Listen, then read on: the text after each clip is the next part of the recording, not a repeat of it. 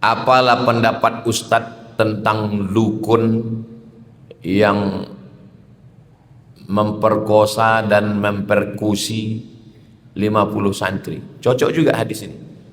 Idza qataltum fa ahsinul qitlah. Kalau membunuh, bunuhlah dengan baik. Tapi ini untuk binatang Pak Ustadz, dia itu lebih parah dari binatang lagi. Syarat kiai membaca kitab. Dia sebenarnya dukun. Kenapa dukun ini masih laku? Karena pejabat-pejabat di Indonesia berdukun. Apalagi kalau udah mau dekat-dekat pilkada sama pileg, berdukun. Jadi dukun inilah dapat duit dari orang kaya, dari pejabat dapat duit, dibelikan ke tanah, dibuat panti. Berdatanganlah orang sekolah, anak yatim, fakir miskin mendaftar. Masalahnya tempat kita ini asal mau berkain, berjubah, langsung panggil kiai. Assalamualaikum warahmatullahi wabarakatuh. Saya bersama Baker Subuhan Pekanbaru Riau. Bagi yang sudah bergabung, istiqomah. Bagi yang belum, segera bergabung. Kiamat sudah dekat. Berkah selalu, sukses. Assalamualaikum warahmatullahi wabarakatuh.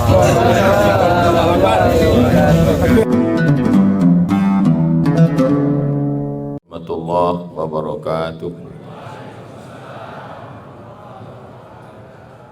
Alhamdulillah, Allahumma salli ala Sayyidina Muhammad ibn Abdullah wa ala alihi wa sahbihi wa man tabi'ahu wa mawalah. Allahumma allimna ma yanfa'una wa anfa'na bima 'allamtana innaka antal alimul hakim. Rabbi shrah li sadri wa yassir li amri wa hlul 'uqdatam min lisani yafqahu qawli. Para alim ulama, hadirin hadirat, muslimin muslimat, jamaah Masjid Al-Husna yang dimuliakan Allah Subhanahu wa taala. Kita lanjutkan pembacaan kitab At-Targhib wa Tarhib. Kitab ini ditulis oleh Al-Imam Al-Hafiz Al-Munziri. At-Targhib, hadis-hadis yang motivasi beramal. At-Tarhib, hadis-hadis ancaman dari perbuatan dosa. Aslinya kitab ini lebih kurang 1000 halaman. Datang Imam Al-Hafiz Ibnu Hajar Al-Asqalani, diringkasnya menjadi kitab mukhtasar. Mukhtasar artinya ringkasan. Setiap Sabtu subuh pekan kedua kita kaji dalam program kajian bersama Yayasan Tabung Wakaf Umat.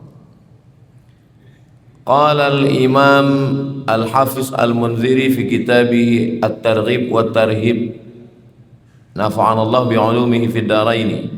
Imam Al-Hafiz Al-Munziri berkata dalam kitab At-Targhib wa Tarhib, mudah-mudahan ilmunya bermanfaat untuk kita dunia akhirat. Bihi wa ilaihi, dengan sanadnya, nomor 355. Wa an Shaddad bin Ausin, dari sahabat Nabi namanya Shaddad ibn Aus radhiyallahu an. Adab dalam ahli sunnah wal jamaah, kalau menyebut nama sahabat Nabi, Abu Bakar Siddiq radhiyallahu an, Abu Bakar Siddiq radhiyallahu an, Umar ibn al-Khattab radhiyallahu an, Utsman ibn Affan radhiyallahu an, untuk membedakan dengan Syiah. Karena Syiah tidak mau menyebut radhiyallahu an pada sahabat Nabi. Karena bagi mereka sahabat Nabi itu pengkhianat, karena mengkhianati kepemimpinan Sayyidina Ali. Menurut mereka setelah Nabi Muhammad itu Ali, maka dianggap mereka Abu Bakar, Umar, Utsman merampas kepemimpinan Sayyidina Ali. Makanya viral beberapa hari ini, anak muda 2 orang mencaci maki Abu Bakar Siddiq. Itu kronologisnya orang bingung, kenapa ada orang Islam mencaci maki Abu Bakar Siddiq? Karena menurut mereka setelah Nabi itu langsung Sayyidina Ali. Bagi mereka Abu Bakar, Umar, Utsman merampas kekuasaan Ali bin Abi Thalib.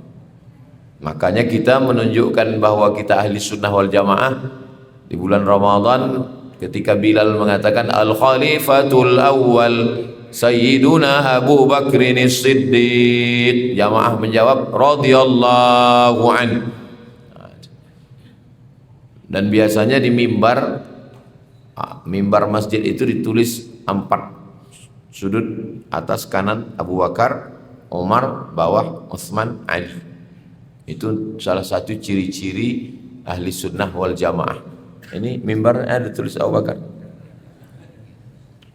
Kalau tak ada tulisan, maka paling tidak waktu sholat tarawih terdengar dia radhiyallahu an. Oh, ini ahli sunnah wal jamaah. An Shaddad bin Aus radhiyallahu anhu qala, dia berkata, qala Rasulullah sallallahu alaihi wasallam, Nabi Muhammad sallallahu alaihi wasallam bersabda, setelah menyebut Nabi Muhammad, kalau menulis dituliskan sallallahu alaihi wasallam, terhitung sebagai salawat. Kalau menulis buku, mahasiswa kalau nulis makalah setelah Nabi Muhammad tulis sallallahu alaihi wasallam, jangan sawi. Kalau tulis Arab jangan short mim, jangan short lam ain mim. Sallallahu ala sayyidina Muhammad. Siapa orang yang paling bakhil ketika disebut nama Nabi tak mau bersalawat? Maka kita menyebut sallallahu ala Muhammad atau Allahumma salli ala sayyidina Muhammad wa ala ali sayyidina Muhammad.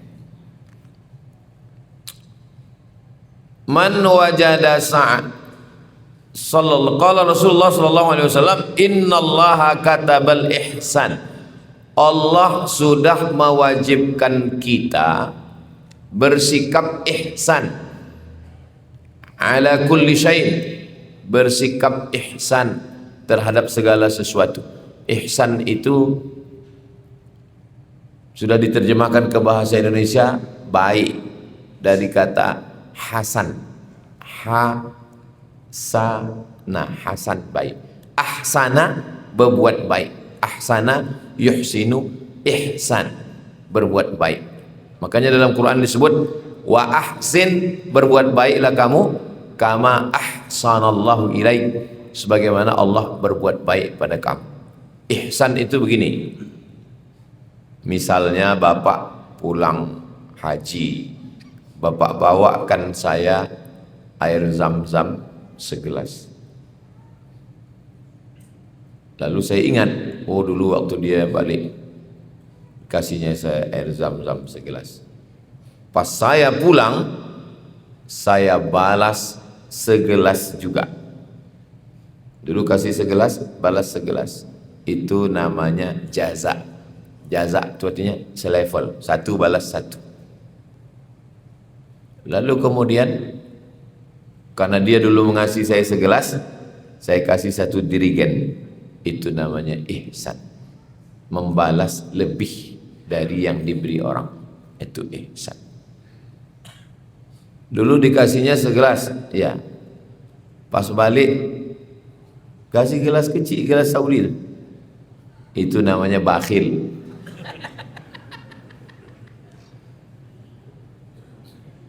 Ihsan membalas lebih. Allah, orang tua, ihsan. Wa ahsin kama ahsanallahu ilaik, berbuat baiklah kamu sebagaimana Allah ihsan kepada kamu.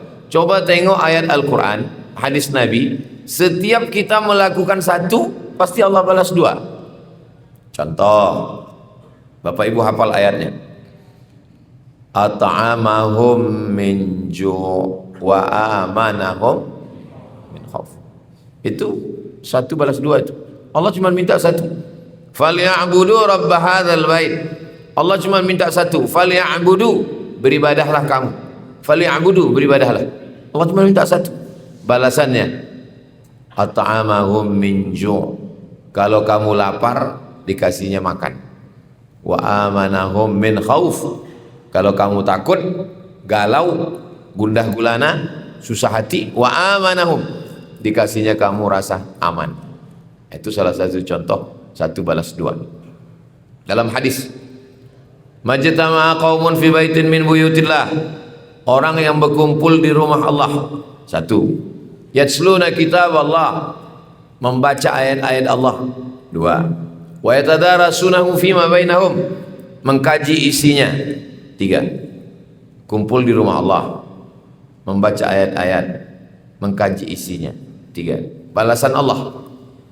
Nazalat alaihimus sakinah, turun ketenangan dalam hati. Wasyiyat bihimur rahmah, diliputi rahmat. Haffat bihimul malaikah, dikelilingi malaikat. Wa dzakarahumullahu fiman indah, dibanggakan Allah Ta'ala kepada para malaikat. 4. Selalu Allah balas lebih. Allah ihsan. Siapa lagi yang ihsan? Orang tua. Wa bil walidaini ihsana. Kepada orang tua berbuat ihsanlah kamu. Kenapa kepada orang tua itu berbuat ihsan? Karena kalau ada anak yang membuatkan orang tuanya rumah, dibelikannya mobil, dibelikannya gelang, dibelikannya kain cantik, belum ihsan. Ada orang yang bisa berbuat ihsan pada orang tuanya. Kalau ada orang yang mengatakan aku sudah berbuat ihsan, berarti dia sudah bisa melakukan 3: melahirkan, mengandung, menyusukan. Artinya apapun yang sudah dilakukan anak kepada orang tua belum pernah mampu membalas lebih. Jangan pernah merasa sudah balas lebih. Nah, kita disuruh berbuat ihsan kepada segala sesuatu. Innallaha katabal ihsan, Allah sudah mewajibkan ihsan ala kulli syai', kepada segala sesuatu. Bukan kepada orang, kepada segala sesuatu. Kepada binatang, ya. Macam mana berbuat ihsan pada binatang? Inilah kita kaji subuh.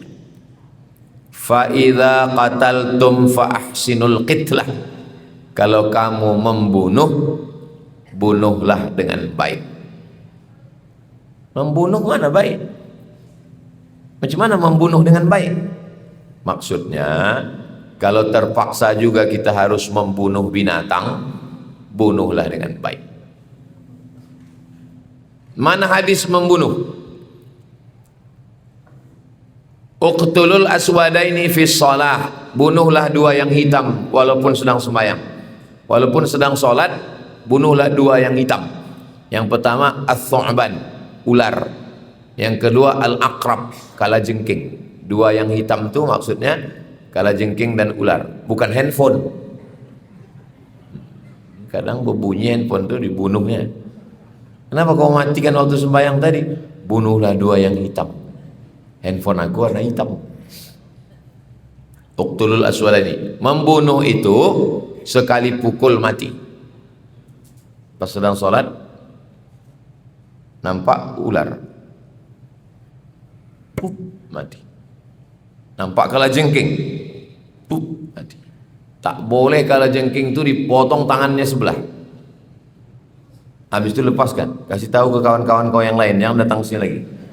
Tak boleh. Menyiksa binatang tak boleh dalam Islam. Makanya kalau membunuh, sekali bunuh mati. Apalah pendapat Ustadz tentang dukun yang memperkosa dan mempersekusi 50 santri? Cocok juga hadis ini. Idza qataltum fa ahsinul qitlah. Kalau membunuh, bunuhlah dengan baik. Tapi ini untuk binatang Pak Ustadz, dia itu lebih parah dari binatang lagi.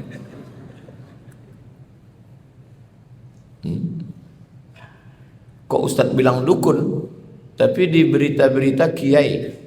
Tolong wartawan-wartawan, saudara-saudara kita di bidang pers, telusuri baik-baik.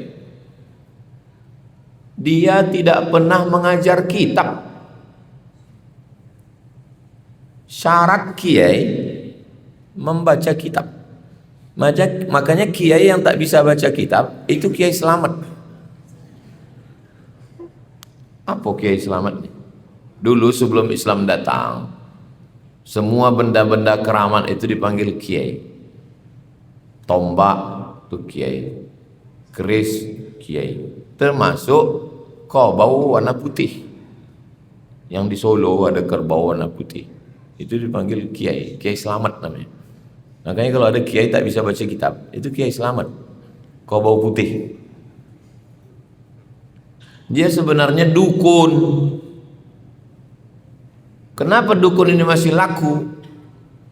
Karena pejabat-pejabat di Indonesia berdukun. Apalagi udah mau dekat-dekat pilkada sama pileg, berdukun. Jadi dukun inilah dapat duit dari orang kaya, dari pejabat dapat duit, dibelikan ke tanah, dibuat panti, berdatanglah orang sekolah, anak yatim, fakir miskin mendaftar. Masalahnya tempat kita ini asal mau berkain, berjubah, langsung panggil kiai. Di Malaysia, di Brunei, ketat, tak boleh ceramah. Saya sebelum ceramah sebulan mengirimkan ijazah dulu, S1, S2, S3, dites dulu bisa baca kitab atau tidak. Syarat 3, akidahnya mesti Asy'ari, fikihnya mesti mazhab Syafi'i, tasawufnya mesti tasawuf Sunni. Dapat tauliyah namanya dari sultan. Tauliyah, sultan memberi ke mufti, orang ini boleh ceramah. Tempat kita enggak, asal diundang masjid cakap. Tukang olah pun bisa bercakap. Itulah susah umat ini. Makanya wartawan-wartawan tolonglah tulis, kalau dukun tulis dukun, kalau tidak rusak umat ini. Alhamdulillah Masjid Al-Husna ini yang mengajar kemari ini mesti lulus fit and proper test, termasuklah saya ini sudah lulus itu, cuma kami bisa masuk Al-Husna ini. Idza qataltum fahsinul qitlah, kalau membunuh, bunuh dengan baik. Jangan ajarkan anak menyiksa binatang, tak boleh. Balik anak saya dari pasar kaget, babah, anak saya manggil saya babah. Apa ini? Itu yang macam ciput, tapi bisa ya. Saya sebetulnya tahu, cuman ngetes bapak ini tahu tak? Rupanya tahu dia itu. Macam ciput jalan-jalan berwarna-warna. Oh, tak boleh ini nak, saya bilang tak boleh. Saya bawa dia, ayo kita antar dia balik. Dia cari semak-semak, pokok-pokok, semak-semak yang teduh, yang sejuk, letakkan balik. Kenapa? Kata dia. Coba seandainya Sami sedang jalan-jalan, tiba-tiba datang culik. Culiknya Sami dibawanya. Takut tak? Jauh dari bawah. Begitulah dia ini. Sendiri dia di rumah kita ini. Sedih dia, menangis dia ini. Ajak dia berpikir. Bisa anak tuh, anak umur 2 tahun, 3 tahun diajak berpikir bisa. Oh, kata dia. Lepaskan. Jangan ajar anak. Balik lagi dari pasar malam, membawa ikan lele kecil. Rupanya pasar malam nih di ember, anak-anak lele itu dijual, ditangguk, itu menyiksa binatang. Carilah mencari nafkah yang halal supaya rezekinya berkah, jangan menyiksa binatang. Anak-anak kecil, saya ajarkan anak saya. Kenapa? Karena orang tua saya dulu begitu mengajar saya. Kalau udah musim, kalau tak ada berada, takkan tempua bersarang rendah. Tempua ini sarangnya tinggi, tapi kalau padi sudah menguning, mulailah tempua turun bersarang. Waktu panen padi, disitulah libur sekolah, cari sarang burung, bawa balik ke rumah. Orang tua saya termasuk yang marah. Tak boleh membawa anak burung ke rumah. Antarkan balik kan? Jangan, bisa, tak boleh.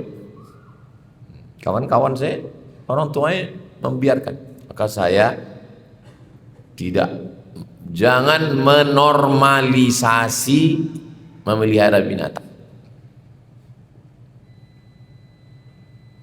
Saya dulu punya burung, ciri khas kita di Riau ini burung serindit hijau. Saya dulu punya burung serindit, sarangnya dari rotan, berputar. Saya letakkan di pokok jambu. Rupa pergi sekolah, balik sekolah saya tengok merah sarang burung itu, dikerumuni semut angkrang. Saya buka, saya buang satu-satu. Saya buang semut itu satu-satu dari mulutnya, dari matanya. Lama saya tengok burung itu di sarang. Berpikir saya, cemanalah perasaan burung ini sedih. Habis itu saya buka, terbang. Tanya sama orang tua saya, kemana burung tadi? Tah lepas sendiri. Kelas 5 SD saya. Nah, sejak itu saya tak memelihara burung, kasihan, sedih.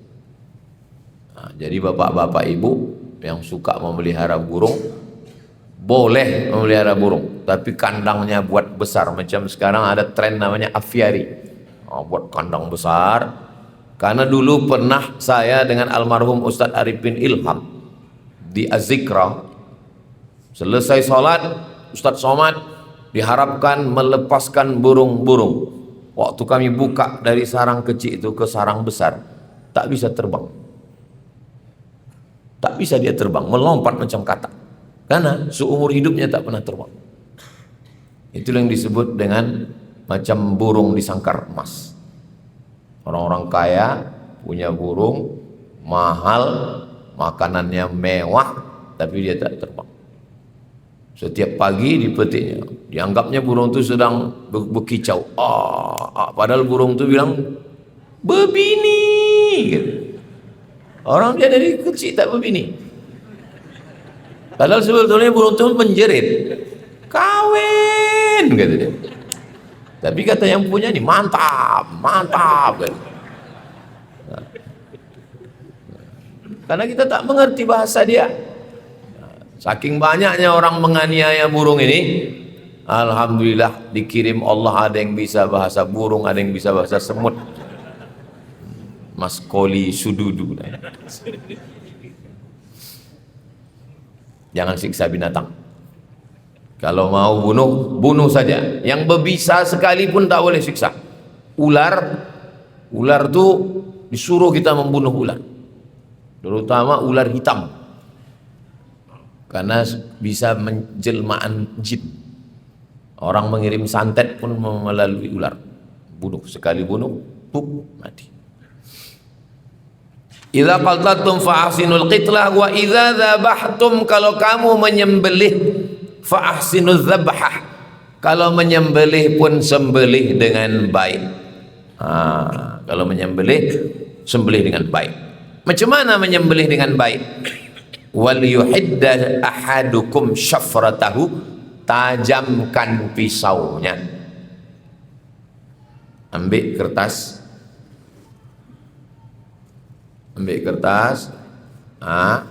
ambil golok, putus. Kalau tak pandai mengasah, nanti buatkan pelatihan mengasah bersama dengan Juleha. Ibu jangan cemburu, Juleha ini juru sembelih halal. Ya, nanti bapak mengigau, Juleha, siapa tuh bang? Juru sembelih halal. Minta sama Ustaz Al-Nam. Kami Idul Adha tahun lalu melibatkan sahabat-sahabat dari juru sembelih halal. Besok pelatihan sini. Besok pagi pelatihan sini jam 9 pagi. Dari mulai cara mengasah pisau yang bagus. Ibu-ibu pun perlu juga ikut pelatihan. Laki-laki yang macam-macam. Ya. Wal yuhidda ahadukum syafratahu.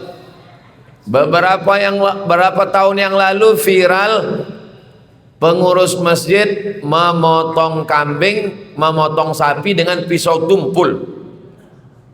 Saya menengok tuh geramnya saya, ya Allah. Padahal mengasah nih ada tekniknya. Asah dengan baik. Wal yurih dzabihatahu, buat binatang itu mati dengan tenang. Wal yurih, araha yurihu, buat dia mati dalam keadaan rohah, dalam keadaan tenang, tak boleh menyiksa binatang. Ini tengok nanti sebentar lagi Idul Adha. akhir Mei ini.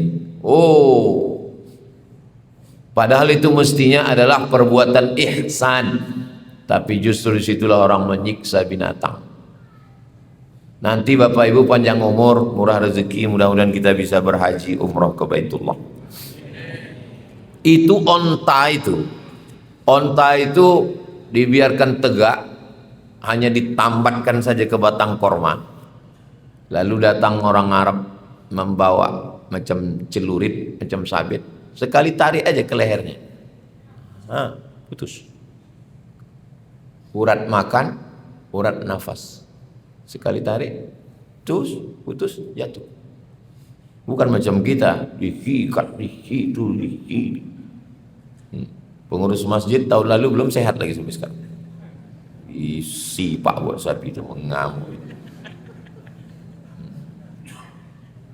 Wal yurih dzabihatahu, buat dia mati tenang. Rupanya kalau binatang ini pisaunya tajam, matinya tenang, dagingnya fresh. Nah, sekarang banyak binatang ini tidak dipotong gara-gara rumah potong tidak diawasi. Ada yang mati tersedak, dimasukkan air ke leher sapi, kambing, kobau, akhirnya mati tersedak. Kenapa dimasukkan air ke dalam air keran? Pertama, supaya darahnya tak keluar. Darah kalau tak keluar bergabung ke daging berat. Penjual mau daging berat, masukkan air bercampur darah, bercampur daging. Bahkan disuntikkan lagi, disuntikkan ke dalam ayam, disuntik. Lalat pun tak mau hinggap. Binatang paling hina lalat pun tahu. Rupanya air itu ditambah pula lagi pakai air, apa namanya untuk mayat tuh? Formalin. Banyak juga ternyata yang pakai formalin. Suntikkan formalin. Lalat pun tak mau, karena lalat tahu formalin. Lalat pun heran nengok kita aja nggak mau kata lalat. Nah, ini lalu kemudian binatang mati karena disetrum. Kebetulan saya dulu kuliah sempat 1 semester di UKM, University Kebangsaan Malaysia. Satu kelas itu ada namanya Ustadz Hamzah, orang Singapura. Duduk samping. Ustadz Hamzah dari mana? Saya dari Singapura. Oh. Ustadz Hamzah kerjanya di Singapura apa? Saya pengawas rumah potong. Jadi di Singapura walaupun tak Islam, rumah potong itu diawasi karena ini makanan untuk orang Islam. Apakah tempat kita ini memang betul-betul dipotong? Wallahu a'lam. Kita sebetulnya memakan selama ini husnuzon aja itu. Dasarnya husnuzon. Berapa banyak ayam di pasar itu mati bukan karena dipotong, tapi mati tertimpa. Orang mau kejar. Ini sudah jam 4. Subuh pedagang sudah mulai datang. Akhirnya potong. Entah sebut nama Allah, entah tidak. Macam mana sebut? Handphone sebelah ini, rokok. Yang atas itu yang mati potong, yang bawah itu mati tertimpa. Itu maka kadang biru dagingnya, hitam. Kenapa? Daging darah menggumpal. Muncullah penyakit namanya mad cow. Mad gilo, cow sapi. Mad cow sapi gilo. Kenapa muncul penyakit sapi gila ini? Karena sapi tak disembelih. Sapi tak disembelih, dagingnya dipotong pakai mesin, bercampur darah di situ, dinaikkan ke atas api, tungpang, tungtang, tungtang, masukkan ke roti, barbecue. Darah itulah banyak kuman penyakit, dimakan gilo, namanya sapi gilo. Kita sapi dipotong, setelah dipotong darah habis keluar. Setelah itu daging dipotong lagi, masih ada darah-darah sedikit, cuci bersih. Setelah itu dimasak. Apalagi kalau tempat kita bukan cuma sekedar dimasak, ditokok pula lagi. dendeng batoko, bersih, steril. Nah, jadi sebetulnya sapi gilo nih obatnya ada dalam Islam. Jangankan sapi gilo, laki gilo pun ada obatnya dalam Islam. Wal yurih dzabihatahu. Ini hadis yang Ustaz sampaikan ini sahih apa tak sahih? Rawahu Muslimun. Hadis ini ada dalam Sahih Muslim. Yang paling tinggi Sahih Bukhari. Di bawah itu Sahih Muslim. Wal arba'ah, dan kitab sunan yang 4. Paling tinggi Sunan Abi Daud. Di bawah itu Sunan Nasai. Di bawah itu Sunan Tirmidzi. Di bawah itu Sunan Ibnu Majah. 4 sunan. Kalau satu sunnah, kalau banyak sunan. Sunan maksudnya sunnah. Kalau Sunan Kalijogo, Sunan Gunung Jati, itu bukan bahasa Arab. Itu artinya susunan. Sunan Kalijogo, Sunan Gunung Jati, Sunan Ampel, itu artinya susunan. Maksudnya kalau berjumpa dengan mereka, dulu masyarakat Jawa itu hormat dengan menyusun tangan. Susunan. Yang sebelum Islam datang, ini dipakai untuk menyembah dewa-dewa. Setelah Islam datang, dipakai untuk memuliakan manusia. Jadi kalau ada orang Islam yang begini, itu dia bukan menyembah dewa, tapi dia memuliakan manusia. Jadi Islam itu datang tidak merubah bentuk, tapi merubah substansi. Yang sebelumnya dia memuliakan sapi, memuliakan tombak, memuliakan keris. Setelah Islam datang, dia memuliakan manusia. Itu asal usul kiai tadi. Sunan juga begitu. Yang sebelumnya dia menyusun tangannya untuk pokok kayu, untuk batu, untuk hantu. Setelah itu dia memuliakan manusia, tapi tidak mempertuhankan manusia. Itu beda sunan. Nah, nanti kita ditanya, itu kata Ustadz tadi Sunan Abi Daud. Ya, kalau Sunan Kalijogo, Sunan Gunung Jati, apa bedanya mah? Kata anaknya bertanya. Jangan banyak-banyak tanya. Banyak tanya itu Benyamin Netanyahu. Kita lanjutkan hadis 356. Jam berapa baru jawab pertanyaan soal? Jam 6.15. 6.15. Ya, 6.15 jawab pertanyaan, 6.30 sudah bisa sholat sunat isyraq.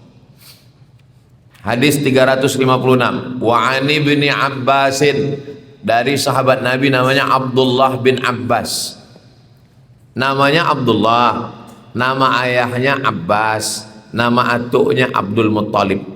Nama Nabi kita Muhammad sallallahu alaihi wasallam. Nama ayahnya Abdullah, nama atuknya Abdul Muttalib. Pertanyaannya, apakah hubungan periwayat hadis ini dengan Nabi Muhammad? Atuknya satu, ayahnya adik-beradik. Sewali.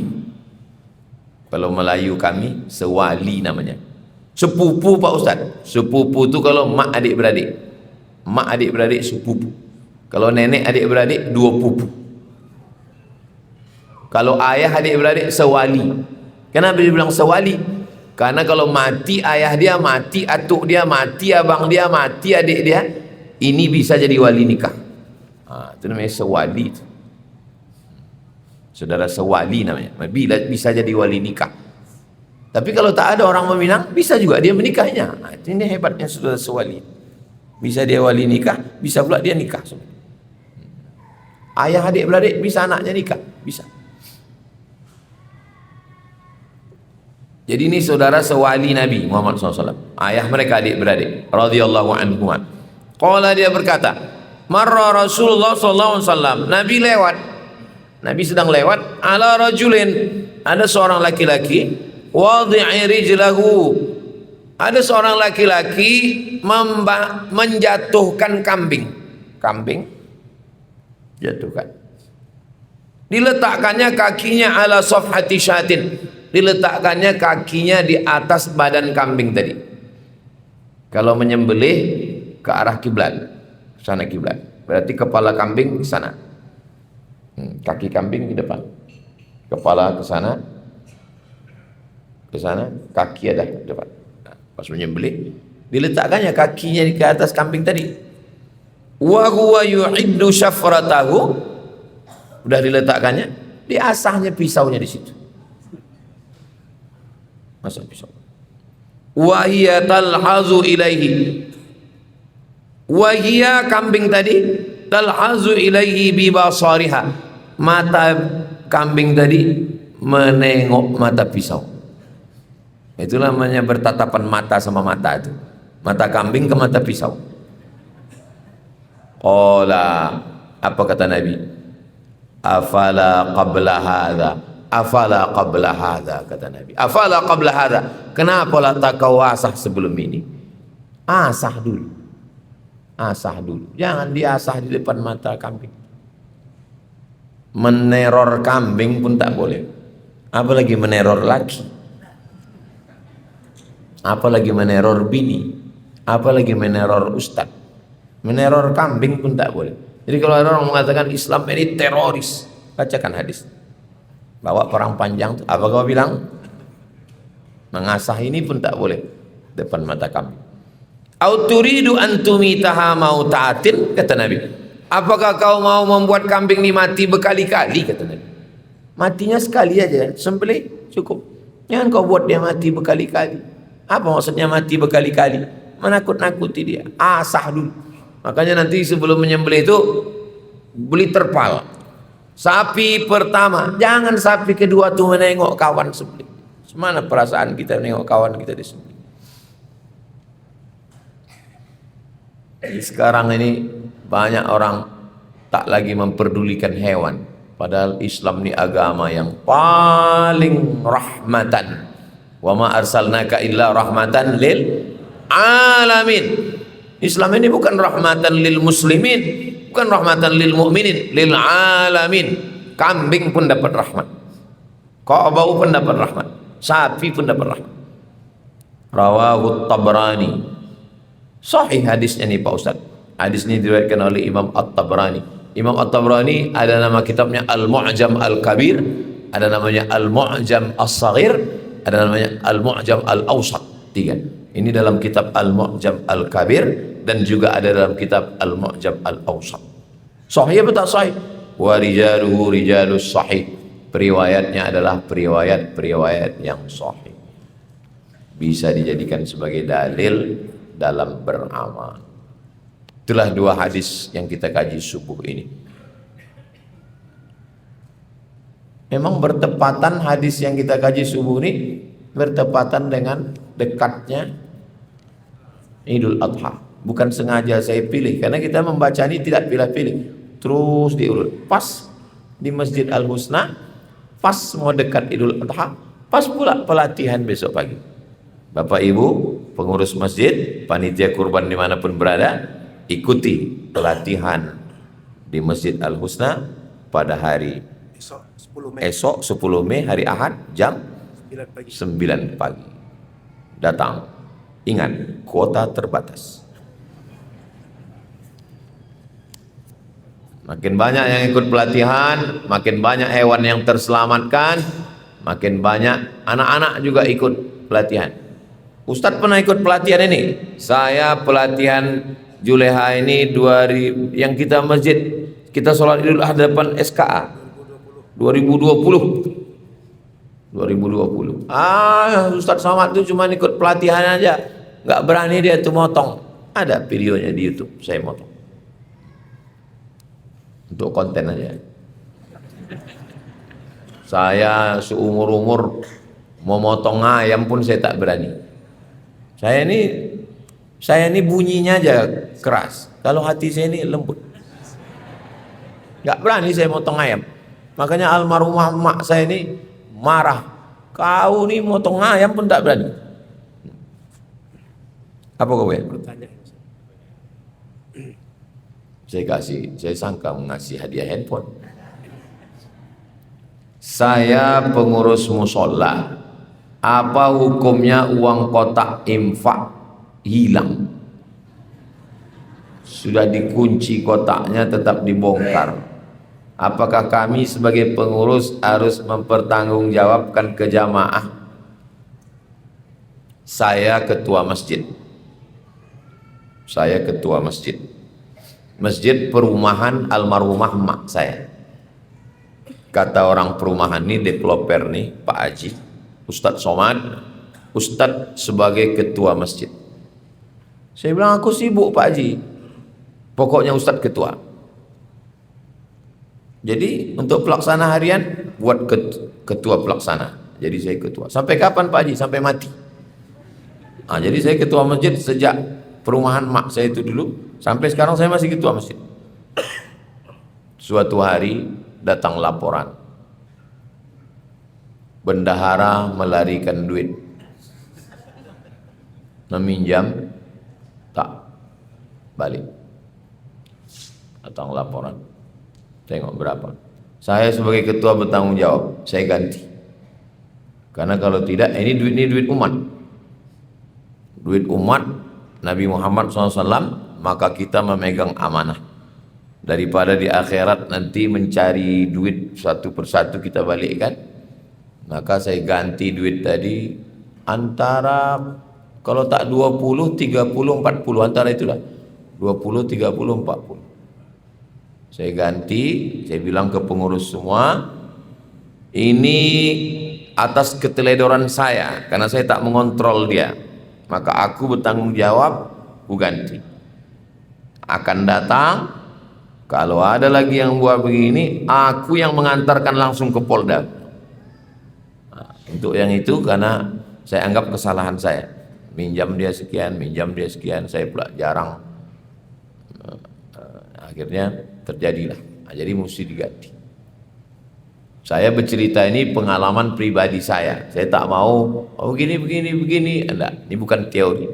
Jadi berkumpullah masyarakat, berkumpul. Kalau kami tak sanggup mengganti Pak Ustadz, kumpulkan semua jamaah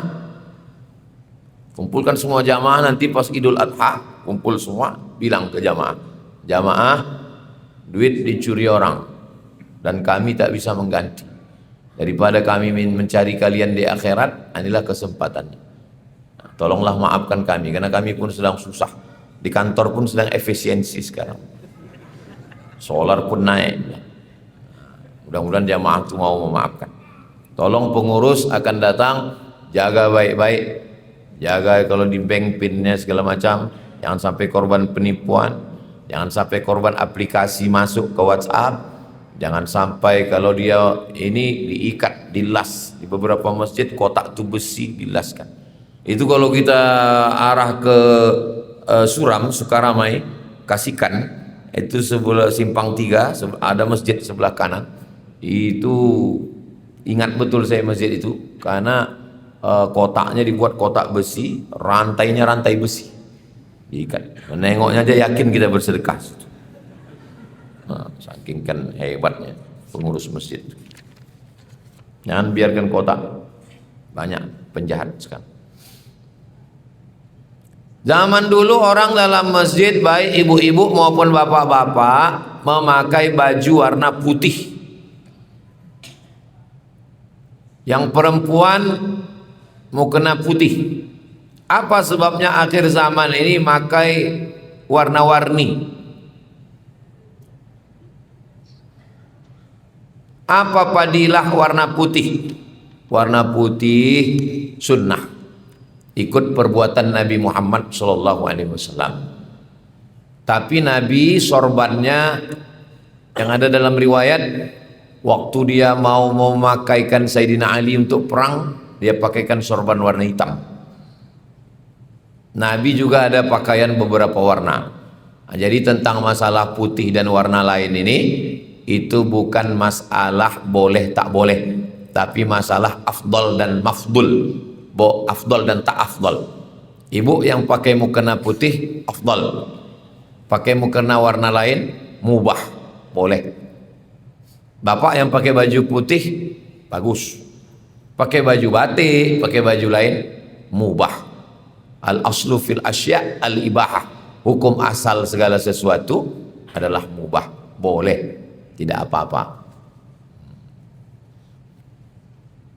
Kalau pakai mukena, pakaian sembahyang, sholat, pakaian yang biasa-biasa saja, itu maka tidak boleh memakai baju bertulis-tulis.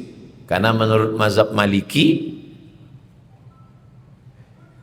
sholat itu menghadap ke depan. Fawalli wajhaka syatral masjidil haram. Hadapkanlah wajahmu ke arah Masjidil Haram. Jadi sholat dalam mazhab Maliki itu bukan menengok tempat sujud, matanya ke depan, karena Masjidil Haram itu di depan. Itu maka makruh menulis-nulis dinding masjid menurut mazhab Maliki. Kenapa? Karena kalau ditulis-tulis waktu sholat, tengok, oh cantik kaligrafi. Nah, itu mungkin ini Masjid Al-Husnani Maliki mungkin. Tak ada kaligrafi. Supaya tak sibuk pikiran menengok-nengok. Begitu juga dengan baju-baju. Kalau pakai baju polos nih, putih, jadi tak macam-macam pikiran. Coba kalau bertulis-tulis belakang. Orang belakang tengok. Coblos nomor katanya. Ada tulis di tengkuk. Saya kalau pakai kain merek tuh saya gulung di atas. Nih kain nih merek di atas. Tapi kalau tidak nanti tengok jamaah. Oh, gajah duduk Ustaz nih. Nah itu. Gitu juga ibu kalau pakai mukena, pakailah mukena yang biasa saja, jangan yang mewarna-warni. Apalagi Idul Adha nanti. Di situ khotib khutbah, disitulah kawan sebelah cantik ya mukena yang beli di mana. Semua bunga ada di situ, bunga matahari, bunga tai ayam ada semua. Polos-polos yang bagus. Baju saya ini polos. Saya suka yang polos-polos. Tapi bukan berarti yang baju saya banyak juga yang berbunga-bunga, yang batik. Tak salah. Innallaha jamil. Ya Rasulullah, kami suka baju yang bagus, sendal yang bagus. Apa kata Nabi? Innallaha jamil. Allah itu maha indah. Yuhibbul jamal. Allah suka kepada keindahan. Bukan dilarang. Tapi kalau menyibukkan pikiran, maka dia lebih baik yang polos-polos.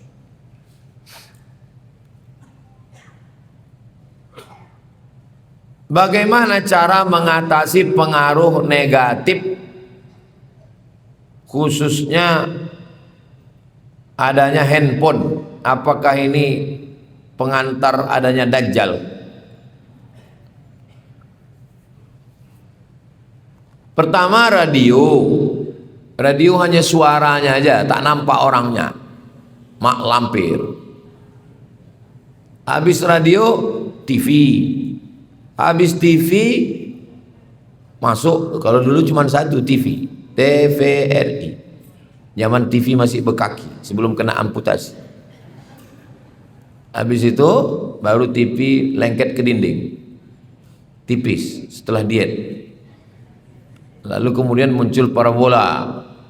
Dulu, ini telepon, ini radio, ini TV, ini kamera. 4 benda, sekarang disatukan. Telepon, radio, TV, kamera jadi satu dalam benda yang kecil. Jadi orang sibuk dalam satu pegang, situ dia pegang. Sebetulnya tak salah handphonenya, dia alat sama macam pisau. Apa hukum pisau?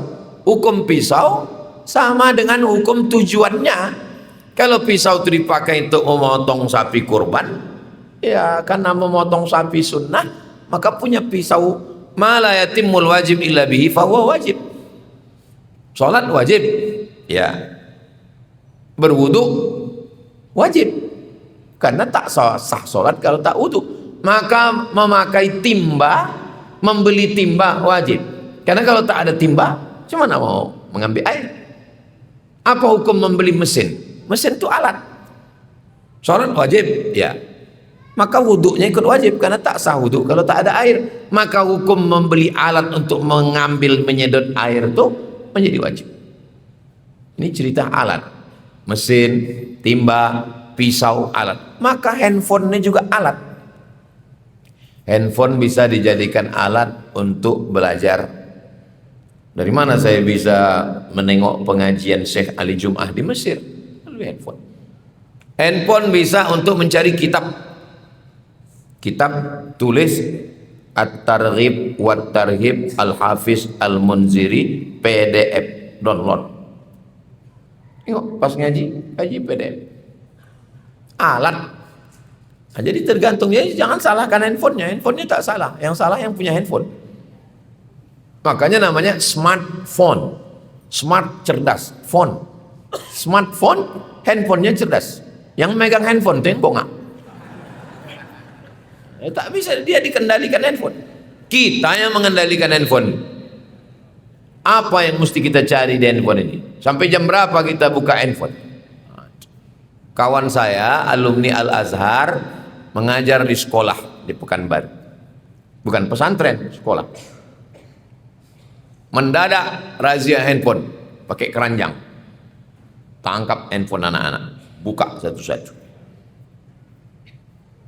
Telepon bapaknya. Assalamualaikum bapak, bapak wali murid si Anu, iya, datang ke sekolah. Datang besok ibunya. Ibu wali muridnya, iya. Ini handphone anak ibu ini sudah cukup rusak anak ibu ini. Ibu mesti awasi anak ibu. Selesai dinasehati semua, ibu tu cakap, mohon maaf Pak Ustadz, itu handphone suami saya.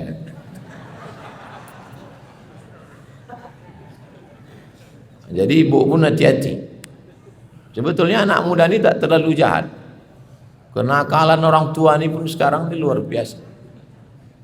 Saya pernah ceramah di satu daerah di Riau ini. Ustadz, iya, tolong Ustadz ceramahkan kenakalan orang tua. Hah? Apa maksudnya Pak? Iko uang kampung kok, asal habis motong gotah, selesai panen karet, dia singgah ke diskotik. Motong karet dari kampung, jual ke kota, singgah ke kafe-kafe yang ada karaoke. Terkejut saya. Orang kampung tak tahu handphone, tak pakai handphone. Jadi kalau dikatakan jahat pakai handphone, ini. Jadi kejahatan ini terjadi. Saya bilang kenapa? Pernah Bapak tanya, Bapak sebagai tokoh masyarakat di sini pernah Bapak tanya, kenapa mereka melakukan itu? Kata dia, zaman muda dulu susah, tak ada duit. Sekarang udah ada gotah, ada sawit, inilah masa menikmati. Gitu. Kenapa? Karena yang ditontonnya di TV, ditengoknya di handphone, menengok artis-artis. Yang ditampilkan di TV, artis-artis, iklan-iklan. Yang ditengoknya di handphone, artis-artis, iklan-iklan, skincare. Menengok artis, meniti air mata, meniti air liu. Menengok bini, meniti air mata. Itulah dia pergi ke LC itu. Jadi saya mau menyampaikan bahwa tidak hanya kenakalan remaja, tidak hanya kenakalan handphone, orangnya dicerdaskan, mengaji, dipahamkan dia bahwa ini adalah alat, dan kita jangan diam. Al-mu'minun suami, wal mu'minat istri, ba'duhum awliya'u ba'd. Mereka saling tolong menolong. Ya'muruna bil ma'ruf, mengajak buat baik, wa yanhauna 'anil munkar, melarang perbuatan mungkar. Istri jangan diam menengok suami dan anak, saling mengontrol. Maka kalau ibu, bapak saling menjaga, maka insya Allah. Saya handphone saya tidak pakai password. Tak ada passwordnya, tak ada password. Bisa buka langsung. Tak ada password. Jadi kalau saya letakkan situ, istri saya bisa nengok. Tapi saya tengok-tengok juga dari jauh. Bisa tahu dia apapun yang ditanya, siapa WA siapapun yang masuk. Makanya kalau ada masuk WA yang namanya tak ada, asal masuk handphone, asal masuk telepon, namanya tak ada, tak saya angkat. Kenapa? Karena kalau diangkat itu, pertama bisa penipuan. Yang kedua, bisa dia buat video call, begitu kita angkat muka kita, dia langsung screenshot. Dan ada AI yang nanti bisa menambahkan dari bawah seolah-olah kita pernah chat macam-macam. Jangan angkat yang tak ada nama. Kalau dia ada nanya macam-macam, saya screenshot, saya jawab, saya kirimkan ke Ustadz Al-Nob. Ustadz Al-Nob lah yang akan mengirimkan ke nomor tersebut. Jangan saya mengirimkan, menimbulkan fitnah nanti. Kalau ada orang konsultasi, maka tidak ada perempuan mau menelpon, mau WA ke sini tanpa melalui tim. Itu yang mengirim ke DM di TikTok, di Instagram, tak pernah dibalas. Komplain jamaah nih. Kenapa Ustaz nggak pernah buka DM? Kenapa message pesan kami nggak pernah Ustaz balas? Aku tak tahu passwordnya. Itu tim semua. Saya serahkan tim. Karena kalau saya buka itu semua, saya ada yang mencaci maki, ada naik asam lambung saya. Dan tidak semua juga caci maki. Ada juga di situ yang lebih berbahaya dari caci maki. Ustaz, jadikan aku bidadarimu, katanya. Nah. Kitalah yang paling mengerti tentang diri kita. Halakam ru'un lam ya'rif qadrahu. Celaka orang yang tak tahu siapa jati dirinya. Dulu orang mau kenal perempuan itu susah, mesti jumpa dulu, ditengok orang. Sekarang hanya cukup dengan mencari di FB, dapat nama, langsung hai. Fitnah akhir zaman yang luar biasa. Jadi kalau bapak, ibu saling tolong menolong dalam kebaikan, dijaga Allah insyaallah. Dunia pendidikan saat ini sepertinya guru semakin dibatasi cara mendidik siswa. Salah satunya tak boleh sedikit menegur dengan kekerasan. Misalnya menepuk atau menjewer. Bagaimana menurut Ustaz? Muru auladakum bis shalah, suruh anak kamu salat wa hum abna'u sab'a sinin, ketika mereka berumur 7. Wadribuhum fil ashrah, pukul 10. Tentang memukul ada dalam hadisnya sahih. Darbun ghairu mubarrah, tidak boleh pukul yang menyakiti, tak boleh pukul berbekas, tak boleh pukul pada alat vital, tak boleh pukul sampai bengkak, tak boleh pukul sampai patah, tak boleh pukul sampai hilang anggota tubuh. Pukul pun ada syarat dan ketentuan berlaku. Ada seorang perempuan tinggal di Belanda dan dia membuat satu video curhat dia, tak berjilbab, artinya dia bukan orang agama. Kata dia, saya stres tinggal di Eropa. Kenapa? Karena tak boleh bersuara tinggi ke anak. Tak boleh bersuara tinggi ke anak. Jadi kalau ada orang marah ke anaknya, kamu jangan gitu, didengar sama orang sebelah, bisa dilapor. Tak boleh bersuara tinggi, tak boleh menyebut kata-kata tak baik, tak boleh melakukan kekerasan. Kalau ada tetangganya menengok, bisa dilapor, bisa masuk penjara. Inilah yang membuat generasi ini menjadi hantu setan. Sedangkan zaman dulu main tempeleng, main pukul pun banyak orang menyalah otaknya, apalagi lah model begini. Dan inilah yang diadopsi oleh pakar-pakar pendidikan sekarang dari pendidikan barat ini, yang disebut dengan parenting.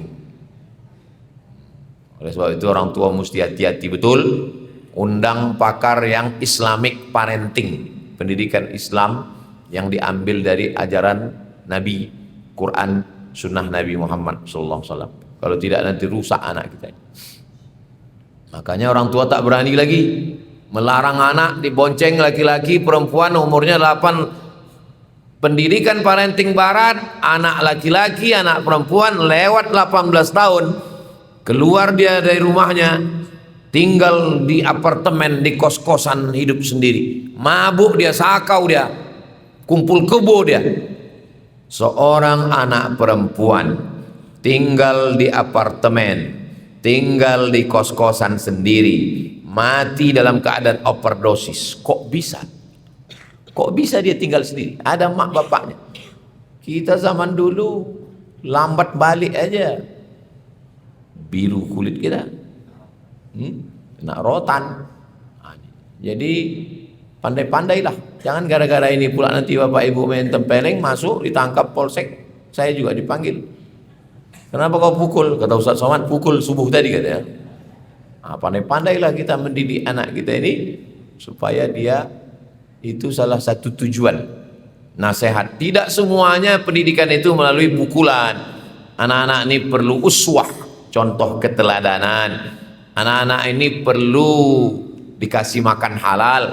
Adapun teguran suara tinggi. Nah, itu semua adalah bagian dari proses pendidikan. Dari kecil terlonjak-lonjak, sudah besar terbawa-bawa, sudah tua terubah tidak. Allah bisa karena biasa. Dibawa anak-anak, mengantuk, hari libur, bawa supaya dia terbiasa dalam pendidikan yang baik. Itulah kaji kita subuh ini. Sudah masuk waktu syuruk. Nama solatnya solat isyraq. Sholli sunnatal isyraq raka'ataini lillahi ta'ala. Solatnya masing-masing sendiri. Man shalla subha fi jama'atin, siapa yang solat subuh berjamaah, summa qa'ada yadhkurullah, habis itu dia duduk berzikir dengan Allah hatta tatlu asyam, sampai terbit matahari, summa yusalli raka'ataini, setelah itu dia solat sunat 2 rakaat, kanat lahu ka ajri hajjatin wa umrah, dapat pahala seperti haji dan umrah. Mudah-mudahan yang sakit diberikan kesembuhan, yang sedang ujian diberikan kelulusan dengan nilai terbaik, yang sudah meninggal dunia diberikan ampunan, segala niat baik kita disampaikan Allah Subhanahu wa taala, anak-anak kita soleh dan solehah, keluarga sakinah mawaddah warahmah, semua kita mati dalam keadaan husnul khatimah. Ala hadhihi niyyah al-Fatihah. A'udzubillahi minasyaitonir rajim. Bismillahirrahmanirrahim. Alhamdulillahirabbil alamin. Arrahmanir rahim. Maliki yaumiddin. Iyyaka na'budu wa iyyaka nasta'in. Ihdinas siratal mustaqim. Siratal ladzina an'amta 'alaihim ghairil maghdubi 'alaihim waladdallin. Amin. Allahumma shalli ala sayyidina Muhammad wa ala ali sayyidina Muhammad. Tibbil qulubi wa dawaiha wa afiyatil abdani wa shifaiha wa nuril absari wa jalaiha wa ala alihi wa sahbihi wa barik wa sallim. Ya qadiyal hajat, ya rafi'ad darajat, ya man qada amran innama yaqulu lahu kun fayakun. Hasbunallahu wa ni'mal wakil, ni'mal maula wa ni'man nasir. Wa la hawla wa la quwwata illa billahil aliyyil azim. Ya Rabbi bil Mustafa balligh maqasidana waghfir lana ma madha ya wasi'al karami. Antal habibul ladzi turja syafa'atuhu likulli hawlin minal ahwali muqatahami. Wa sallallahu ala sayyidina Muhammad wa ala alihi washabbihi wasallam walhamdulillahi rabbil alamin. Taqabbalallahu minkum inna wa minkum taqabbal ya karim. Terima kasih segala perhatian.